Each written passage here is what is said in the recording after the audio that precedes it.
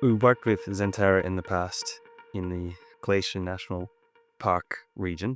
They liked how our model worked in remote locations and how we executed. And so they called us in to respond to a design RFP for their project coming up in the Maswick Lodge, right on the rim of the Grand Canyon.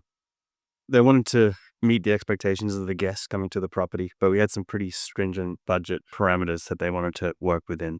You are trying to work with nature and trying to provide a very good design background to that so that it works well with what the person is experiencing on the outdoors.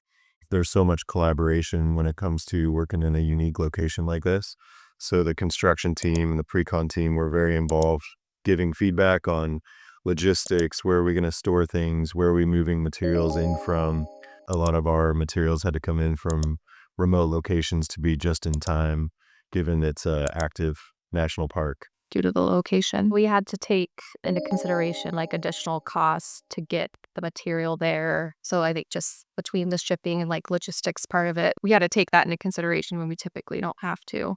There was a lot of communication, feedback, what products we could use to have them be readily available, things that would hold up in a national park setting with campers and hikers. And, there's a lot more traction in these rooms than you typically see. and at the same time, as Keith is saying here, we need to make sure that each of the materials perform to what the expectation is. And also we were able to phase the project in a way to take down several cabins ahead of that December timeframe without impacting their total occupancy. So we got a head start.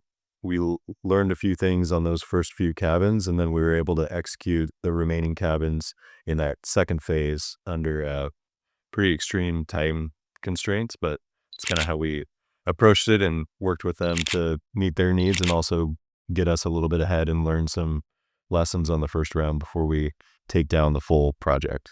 It's a national park setting, and as much as you want to try and restrict, visitors and flow, it was just a natural, very busy work site with, a lot of people that are not familiar with the area, let alone the country. And so you were trying to minimize your footprint as much as possible. So there was the main body of buildings, which all had similar guest room types. Then there's the one unique property over 100 years old on the rim of the Grand Canyon that they wanted us to design specifically as well. We have this jewel. I think it's almost like a designer's dream to get this special place that you can put a little bit more attention toward. While it may not be great from the procurement perspective that you have to get one of each of the things, from the designer's perspective, it's great that we get to build this unique thing amongst the rest of the spaces. The case goods transformed a little bit in that you could organize them in different ways because they were going to receive more people that a regular guest room typically does. We met with the park quite a bit to understand the historic significance. The construction, the methods of construction built back then are very different than what you typically see now.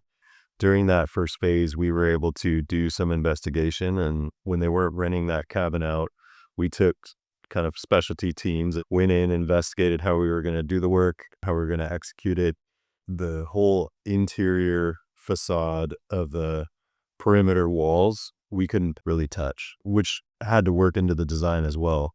Yeah, I would say that it was a pretty successful mini project within the bigger project. And again, something that designers tend to get excited about.